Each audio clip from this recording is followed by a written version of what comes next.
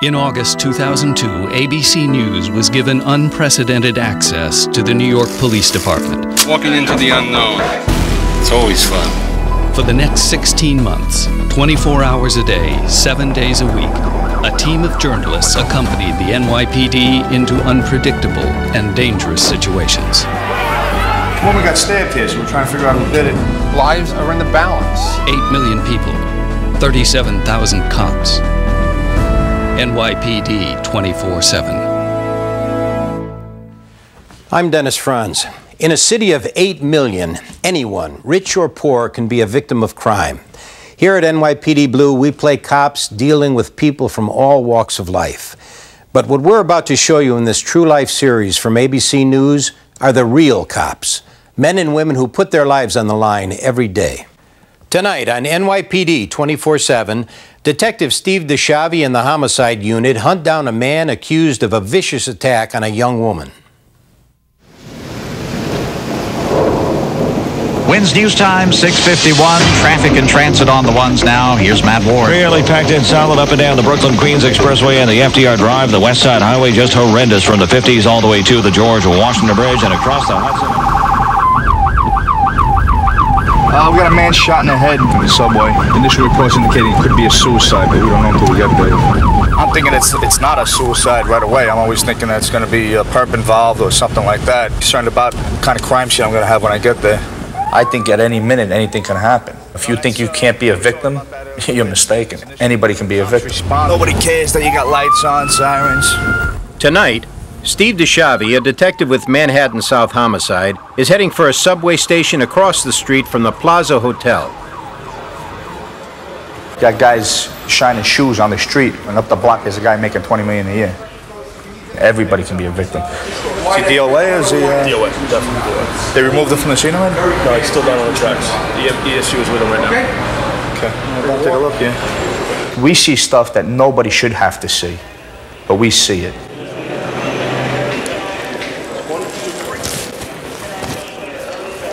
How many dead bodies have I seen?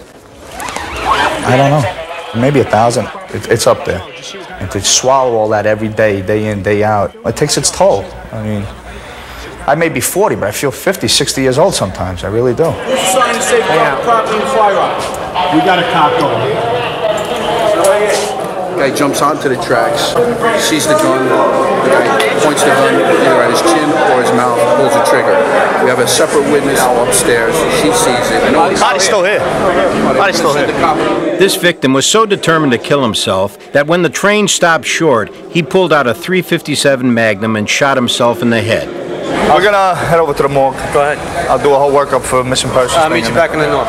In the north, we're gonna... Okay. All right. You gotta wonder about a guy that wants to commit suicide by jumping in front of a train, but the train stops and then he pulls out a gun and blows his brains out. It's kind of like being a Boy Scout, always being prepared, I guess. I just couldn't fathom that. I just couldn't get it. Barely an hour after the suicide in the subway, the night may have claimed its second victim, as DeShavi and his partner are called to a crime scene in the East Village. And we were gonna go grab a bite to eat, and the next thing you know, we got this woman stabbed, and that she was going out of the picture. She was likely to die. The woman was stabbed in the chest in the lobby of her former boyfriend's apartment building. The victim was found over here. There's a blood trail that leads all the way to the entrance to 2 apartments. And what's the story with her? I didn't talk to her at all. I'm saying we don't know. She was completely hysterical. I couldn't get much out of her. What did EMS say though? Was she likely or? The victim, Shawna Kunkel, has been rushed to Bellevue Hospital with life-threatening wounds to her lungs and liver. They had it listed as critical and likely. But when you say likely, they mean likely to die. Putting blood pressure pants on her because she was losing her blood pressure. That's not a good sign. Now, her boyfriend lives in this store over here on the left. There's no blood trail inside, as far as I can see. What happened? A woman got stabbed here, so we're trying to figure out who did it and if anybody saw anything. Oh my God. And you just moved here yesterday? Yeah. Welcome to New York. Did she say anything to you about who did this? Or? I didn't hear anything about who did it. I called her earlier today to say, I can't meet you at 8 o'clock at my place. Okay.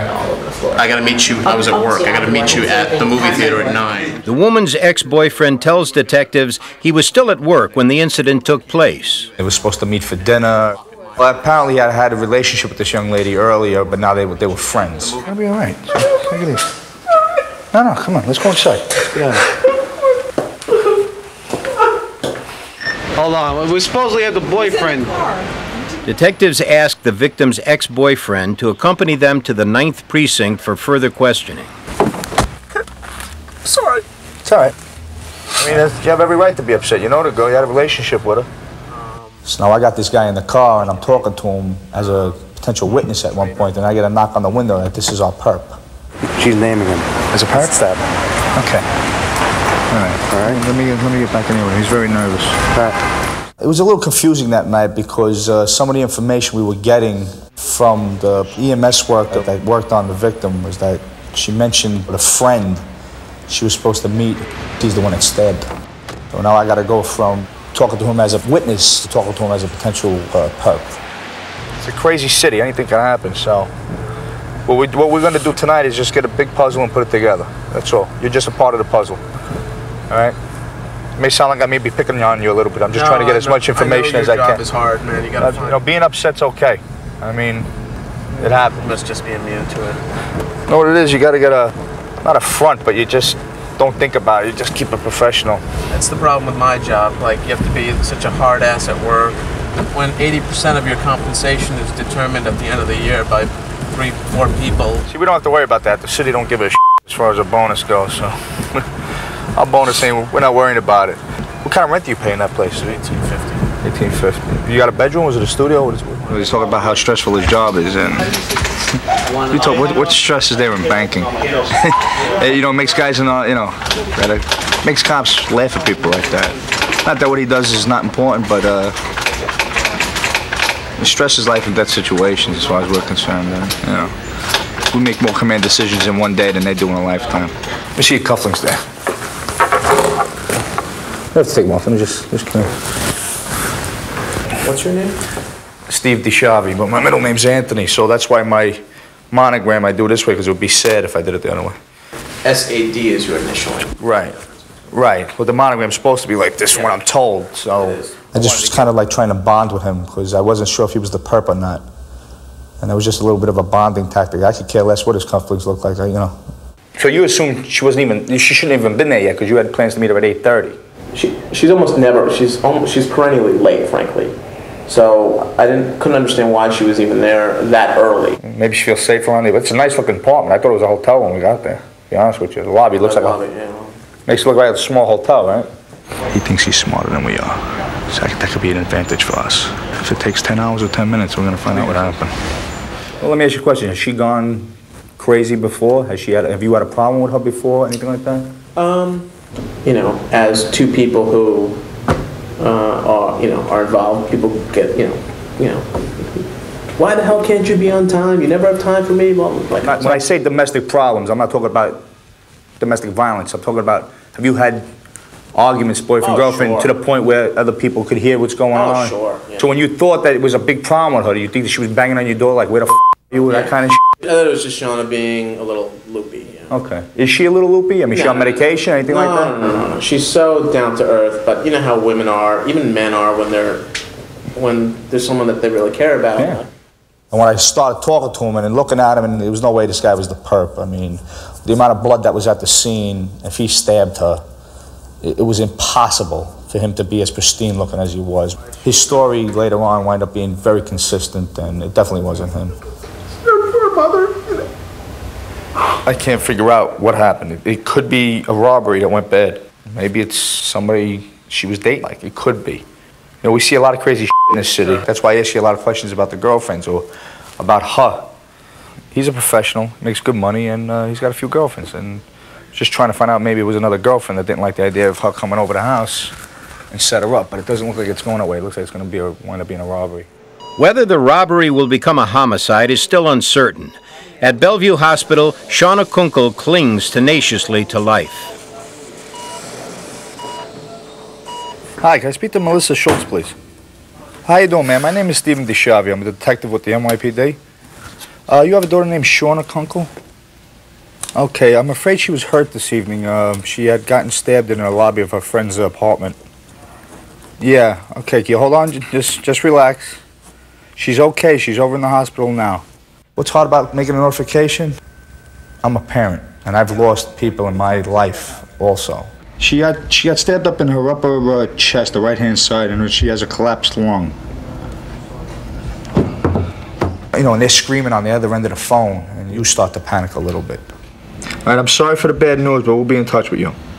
Okay, Mr. Schultz, good night. You know, imagine having your daughter 1,500 miles away, being stabbed in the chest by some animal. And we don't have answers for her, like, yeah, we got the guy, we know who did this, and we're looking for him. That's what you'd like to be able to say. Listen, she got stabbed, she's gonna be all right, but we got the son of a bitch who did this, so. But in this situation, we don't, but, you know, we'll get him. One way or another, we'll get him. It's a real part of law enforcement. You gotta make a notification. I hate that shit. I really do. I'm not making no more notifications the rest of the month. She was hysterical and everything. What does the wound appear to be? Does the knife appear to be serrated? Is it a smooth knife? Must have been long. Forgot her gallbladder, touched her liver. She's lucky she didn't die. At the 9th Precinct, detectives now believe that Shawna Kunkel was stabbed by a stranger loitering in the lobby of her ex-boyfriend's building. What kind of wound is it? We were getting two stories. Is it a slash, a puncture? He said it's a stab wound. Apparently, it had to be deep. It has to be stabbed because she's got a collapsed lung, blood in her chest cavity. The 28-year-old victim is still in critical condition at Bellevue Hospital, and detectives have been unable to ask her about her attacker.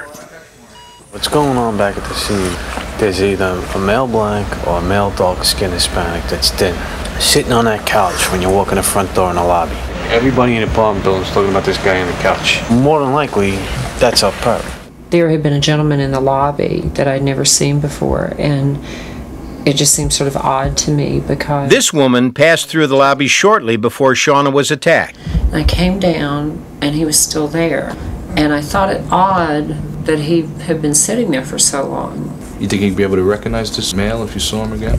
Possibly. Okay. Somebody saw him running, like going through the bag. He had the bag like underneath his jacket, and he's running. That's all guards. Police believe their new suspect may have stolen Shawna's purse and her cell phone. The victim has a cell phone. We got the cell phone number. We found out Sprint's the carrier. And we made an inquiry and we found out there's no usage been on the phone since 8 o'clock. If the suspect uses Shawna's cell phone to either make or receive a call, police will be able to trace it. So Steve DeShavi's partner, Bill McNeely, does the obvious. I just called the guy. Who, him? I called the phone. What happened? Guy answered. What'd he say? I asked for you. He said I got the wrong number. So now you have cell phone activity. You gotta find out where the cell site is, though. Yeah. Well, that's good, though. That means he's got the phone. Or he already sold it. Yeah, so we'll see what happens. There's 4 sides to the cell site. 4 sides to the site. There's a north, east, west, and south and west. By the next day, with Sprint's help, detectives have learned that Shawna's cell phone is being used in the vicinity of an East Harlem housing project. We found the building. The entrance is either on 2nd Avenue or you can go through 113th Street.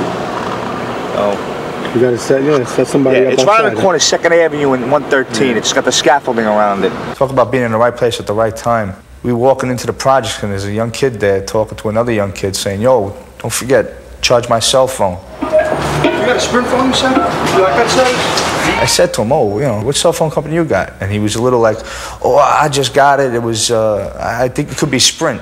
But the young man caught with the cell phone does not match the description of the man seen running away after Shawna was stabbed. Where'd you get the phone? Some guy gave it to me. Okay, all right, we gotta talk, okay? Yeah. But we're not gonna talk here.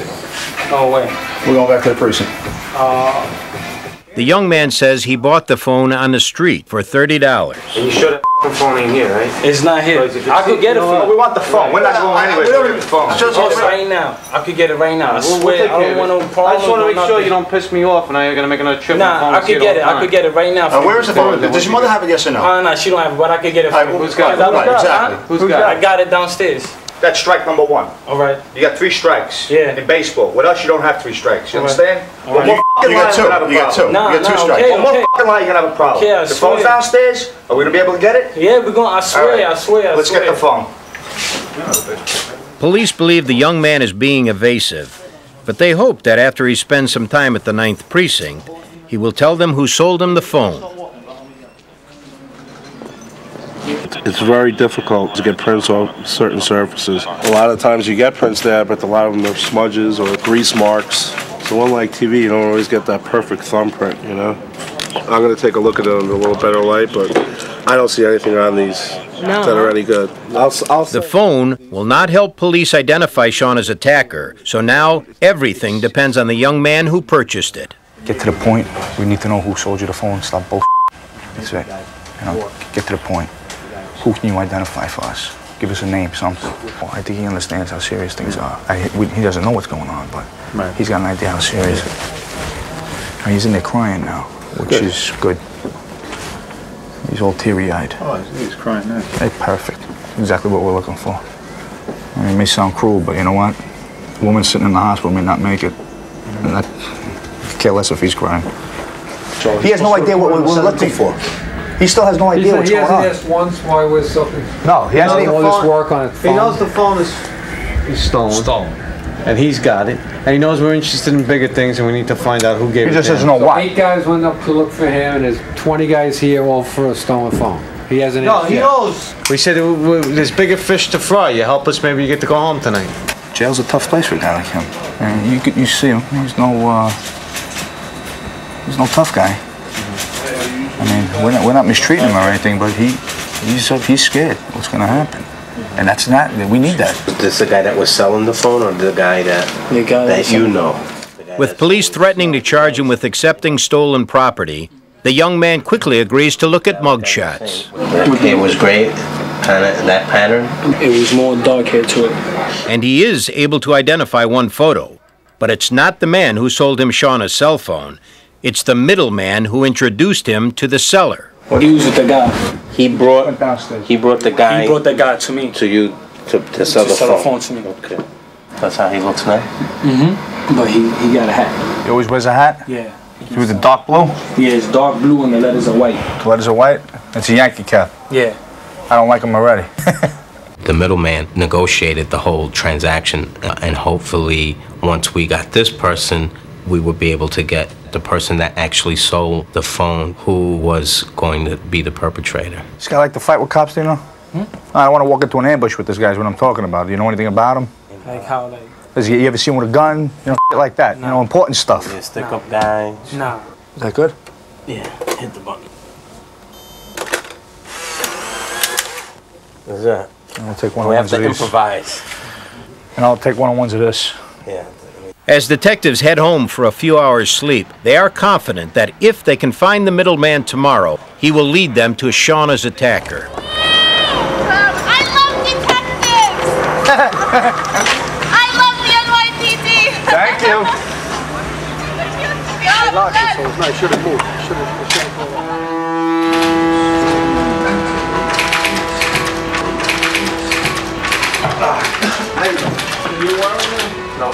We got done around 5:30 this morning. Started again at 8. Basically got a nap, took a shower, and we still can't talk to the victim. She's one of her liver was nicked, and she lost her gallbladder. So she's going to be recovering most of the day today. Probably won't get a chance to talk to her till tomorrow. Just supposedly has the mustache now. Detectives begin the search for the man they hope can identify Shawna's attacker. This is the more recent photo, but that's the one with the mustache, which this kid says he has now, so it's just a matter of luck. Hopefully he'll be out there, and if he is, then we'll get him. The hunt will focus on 4 blocks in East Harlem. This guy here, you know this guy? Gotta talk to him real quick. His sister's in trouble. We gotta get a hold of her. But I've seen him around, though. You didn't see him today, though, right? His sister's got hurt. We gotta let him know. All right. All right? I appreciate it. Thanks. All right, thanks. I may be wrong, but you know what? I don't like the way he looked at us. Probably ducked in. There's a guy in the corner there, but he's like a white, real light skin. Doesn't look like him. Come over here. We got him. There we go. Success. Police spot the middleman. Detectives are confident he will lead them to Shawna's assailant. Back at the precinct, it turns out that the middleman knows less than they had hoped. He says, I've seen him in the neighborhood, but I really don't know him. I don't know his name. I don't know where he lives. But when they show him mugshots, amazingly, he identifies the man who he claims asked him to find a buyer for the cell phone. This man immediately becomes the chief suspect in the stabbing. There's only 2 pictures on the screen. He goes, that's the guy. We're like, bullshit. You're not getting out of here until we get this guy. You're not going to get a free pass. And he's like, no, I'm telling you, how did you have his picture? That's the guy. From his parole officer, police now learn that their suspect has prior drug convictions and is living in Paterson, New Jersey. We know we're going to get him tonight. If he's laying his head down in Paterson, New Jersey, he's coming back to New York with us tonight. How long was she in the OR, Freddie? Well, she was intubated until yesterday morning. At Manhattan South Homicide, detectives receive a visit from the brother of the young woman stabbed in a brutal robbery. What can we do for you? Just coming down here, just kind of seeing how everything's going with the case with my sister and everything, see if there's any leads. Okay. We have some significant leads. You know, we located individuals that possessed her cell phone, which led to another person, which led to a person we think may be responsible. He sold the cell phone to somebody, I'm assuming? Right, that's what we believe. And basically we wanted to make sure that we were able to go back to the hospital so we can get a detailed description of the individual. Yeah, she remembers everything. She said she can remember what he was wearing. She can remember everything about him. So she would be able to identify him. You know, we'd really need that from her. At Bellevue Hospital, Shawna Kunkel's condition has improved so dramatically that she can now provide police with fresh details of the attack. What time were you supposed to meet? He was supposed to meet around 8, and there was a man sitting on the sofa. Okay, what did that man look like? He was Hispanic. He was about 5'9". He had graying, curly hair, and he was pacing up and down the hallway. And he was complaining about his sister taking long showers, that he was waiting for his sister. And he told me he was from the Dominican Republic. I didn't ask for any of his information, but he was just chatty. Okay. Then all of a sudden he came around to me and he just stabbed me right here. And I was screaming at him, why did you do that? You can just take my purse. Just take my purse. Okay. Shawna's description of her attacker seems to match the mugshot picked out earlier as the man who tried to sell her phone. We gotta be coming up to 80 soon, right? Detectives hope they will pick the suspect up tonight at his most recent address, a boarding house in Paterson, New Jersey. Like a private house? Yeah, it's supposed to be like a, residential house.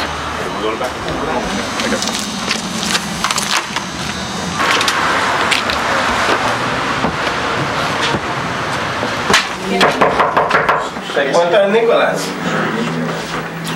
¿Viste a Nicolás? Listen, if he's hiding somewhere, tell us, okay? No, I'm telling you the truth. Wow. Well, you said you hadn't seen him since Sunday, but the TV is on, all the shoes, No, everything you is know here. what? We rent the room, but we don't know what they do. If he's here, we find him, you're all gonna go to jail. Okay? No, you can check all the house. The TV is on, and his wallet's here. So his shoes are here, his jacket. You got him? You got him? They got him. You guys grabbed him? Yeah, apparently he was out in another house down the block when we were inside asking about him. The suspect will be taken back to Manhattan, where he will be questioned at the 9th Precinct. We want the truth. We want him to tell us what happened and to tell us the truth. If that means that he confesses to something, then that's great. Just hear what he has to say, basically. Well, we'll start off general, get to, his movements, his whereabouts. We spent the last few days, and, we'll work into it, slowly. We're working to trying to get him to tell us about what happened at the incident. And I'm pretty confident they'll get a statement from him. He's a little comfortable this time. As it goes on, we'll start crowding his space a little bit, see how he reacts. Once they start progressing, we'll close the room in on him a little bit. And he's making, I don't know if he's really making eye contact, but I guess he is, yeah. Has he asked why he's here? No. He hasn't asked why he's here? No. People don't sit down and talk to the police for hours and are inconvenienced without being angry and without asking why they're here. But when they try to place their suspect at the scene of the crime, he is adamant, telling detectives that on the night in question, he never went near the neighborhood where they say he stabbed and robbed the victim. He was pretty detailed with the times. That's 6 o'clock. I went over here but at he's giving us 6:30. names though that people we that would he have saw, if we just go and they say yeah that's him to verify. He has a likable personality. He's personal. He's not excited. He's just smooth. He's like calm, very calm. If I told you, I swear on my kids, he's saying, I would tell you the truth. I go, if you killed somebody yesterday, you're gonna tell me. So the reason you're here is you've been identified by not one, by not two, but by 4 different people. When it's just near impossible, from my experience, that can happen. One person could make a mistake and confuse you with somebody else. What did he say? And he's saying, I don't know. I go, we're gonna be doing lineup, so if they pick you out, that's gonna seal your fate right there. He's sitting there sleeping like he ain't got to worry anymore. But that's not uncommon. They're gonna go to sleep. They don't give a You in the precinct with somebody could you sit there and sleep? Well, when they say it's okay. All right, sit up. Look at the mirror. But so far, this suspect has only been identified by his mugshot. Now, one by one, the witnesses will view a lineup and see if this is the man they remember lingering in their lobby shortly before the attack. Look up. Definitely not dark skin. Not 2. It's either 1 or 3. If I had to pick one, I'd pick 3. I would not say 100% positive, but I would say 95% chance that that's the guy. Relax, thanks. The closest type is 3. Definitely not 5. Definitely not 1. Jeff, have him come up to the window, please. Tell him to come over in front of the window and stand here. Now that he's too tall. It's a short guy. During the lineup, some people picked up perp, but they said they weren't 100% sure. Myself and the case detective, Johnny McCall, didn't feel that there was enough, a strong enough hit to proceed, and then we didn't feel we had a good identification. Right now, they're going to take a photo spread over to the victim who had the best interaction with the guy and see if she'll hit him on a photo spread. Detectives hope that from her hospital bed, Shawna Kunkel will settle the matter once and for all and tell them if the man they arrested is the one who stabbed her. Show the 6 photos to the victim and no identification. So we move on. The hunt continues.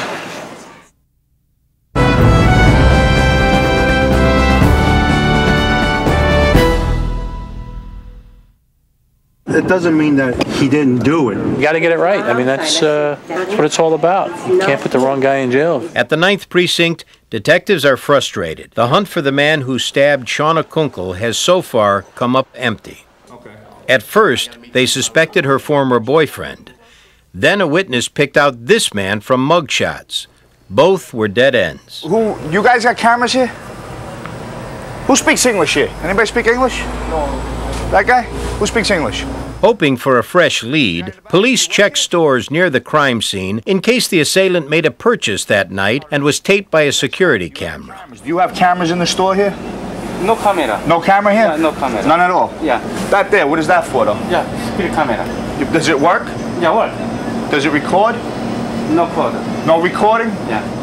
Whoever sits here watches that from over there, right? Yeah, this is here. Okay. Watch it. It's working. But that don't record either? No recording. Okay. All right. A lot of times, though, the cameras don't pan out. They don't usually have tapes in them, or they use the tape over and over and over again, and you can't even view it. The quality's terrible. The investigation appears to be stalled. But then, a crucial break. Police are notified someone has tried to use the victim's Chase bank card at a supermarket on 126th Street. Without a PIN number, the card's user was unable to withdraw cash from this ATM. But he may have been taped by the store's security cameras. This is the ATM over here. It's going to be difficult to get a very good identification. The tape that was put into here from 11 o'clock a.m. Friday morning to 8 o'clock Saturday morning is not labeled. Yeah. That's what you're saying to me. Yeah. And you haven't found that tape? I don't know where it's looking. Okay. I don't know what happened, but I switched the tapes. Okay. I put it in, hit record. Anyway, the incident went down like 12:15 when it was fighting back there in the deli, kid pull out knives and everything. But that was the same tape that was in since 8 o'clock? Yeah. He said that's the right day. I can't see. The supermarket's cameras were too far away, but detectives managed to come up with another angle. I got 3 tapes from Chase. Obtaining the security tape shot by the cash machine's own camera. Good. There's the guy.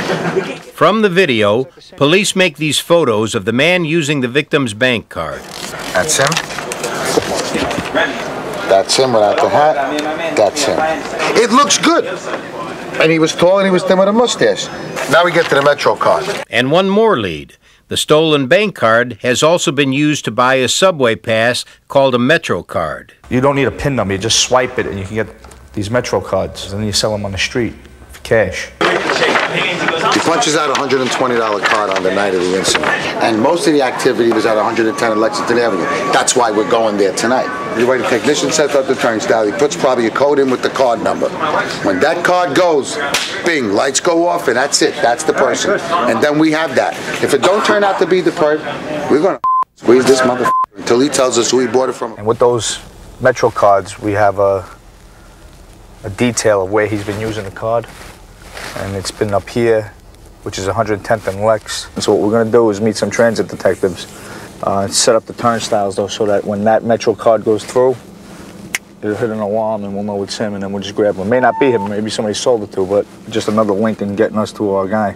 When he gets set up, maybe one of us on the other side and one on the other side. Yeah. Because if goes down, you know, if it's stupid down there, you'll be able to hear because he's bringing 2 transit radios. Perfect, all right. If there's a problem, they're on this radio. You'll hear them call 10 Lennox, 1085, get your down there. Okay. Okay? Because you ain't gonna have to wind up having to call. Don't touch nothing. Jesus Christ. Can I hear the goddamn thing on here? No, you won't hear it until they call. I don't know. That's garbage radio the PD bought for them. I have no idea what's going on. Listen, let's get lucky tonight, huh? Let's get real lucky tonight. What's the ghetto sheet? Yeah, what's the ghetto sheet? Yeah, all set. We got transit radio in the cars, and we're gonna give this till about 10:30, and then see what happens. Police know that on each of the past 3 nights at about 10 o'clock, someone has used the Metro card to enter the 110th Street station. You guys be careful. And hopefully we'll get lucky here. It's boring sometimes, you know, you're sitting here and you're just waiting, hoping something happens.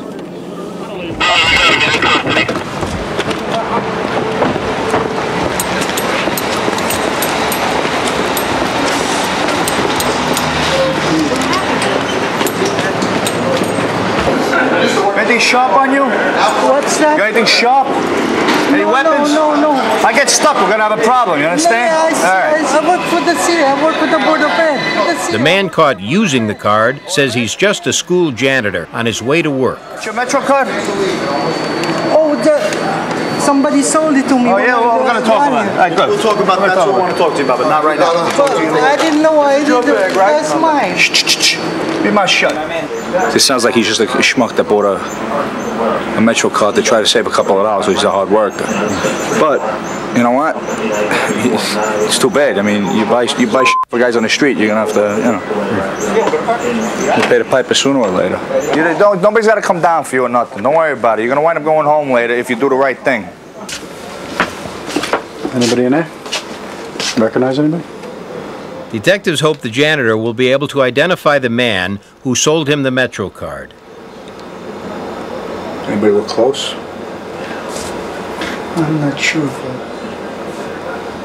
Who do you like? I like this, same age. Why don't we just cut to the chase? You're gonna be able to identify this guy or not? Or you playing games with us tonight because you're not sure? I'm not sure, but if I see the exact face, I might identify. You might be able to. Yeah, because I saw him.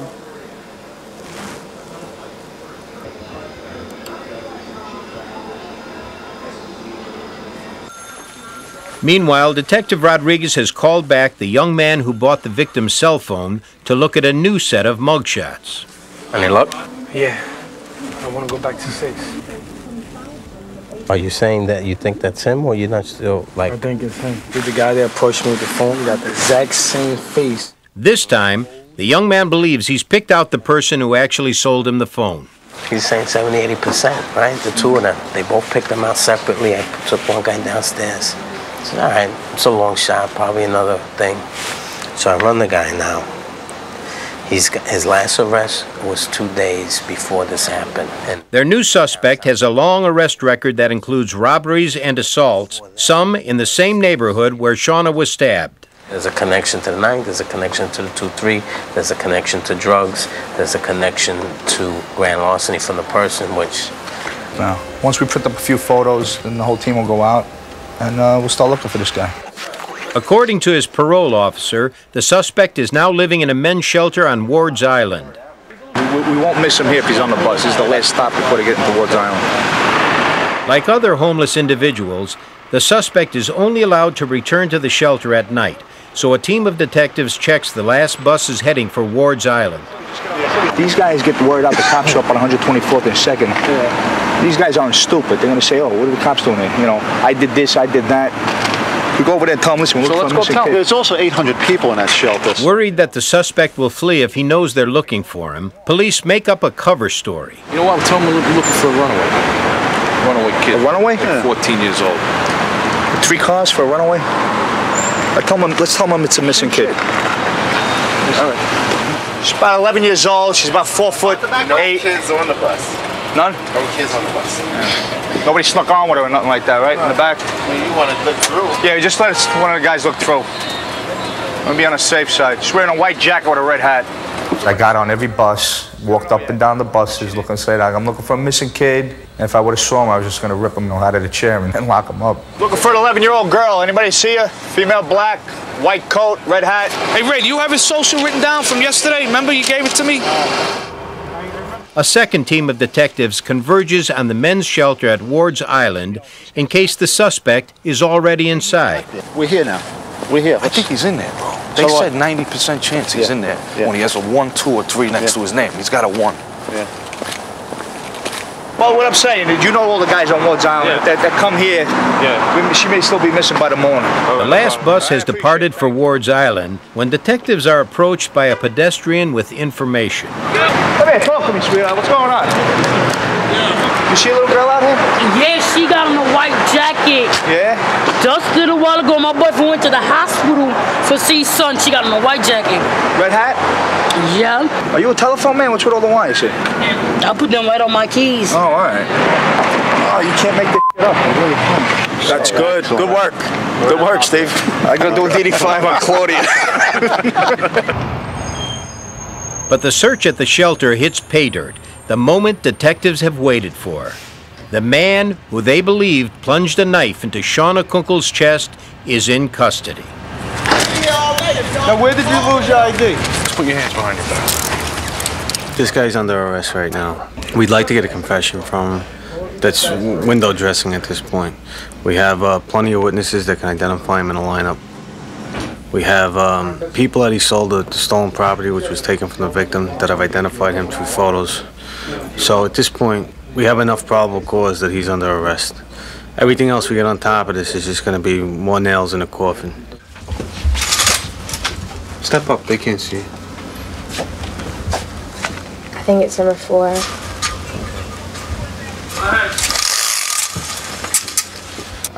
I'd say 4 looks familiar. Okay. Step up, take a look. Number 4. Okay, where do you recognize him from? 235 East 13th Street. Okay, thank you very much. Relax, thanks. That's a confident hit. We already told him. We know exactly what happened. We know when you were in the building, what happened in the building.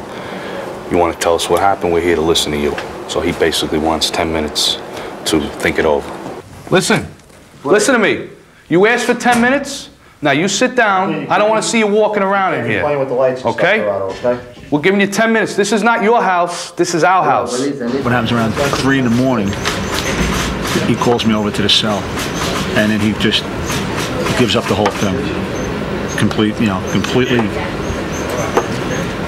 everything. how, why, what he did with the property, what he did with the clothing. And what he said was that he went out that night knowing it was Friday. He actually did engage them in conversation in the lobby, and he asked them if they came home from work. He said the reason he did that was if they just come home from work, there's a chance that they got paid and they had money on them. I believe in an eye for an eye, you know. He almost killed this girl and she's still not out of the woods. And whatever time he gets is not going to be enough to me. Maybe.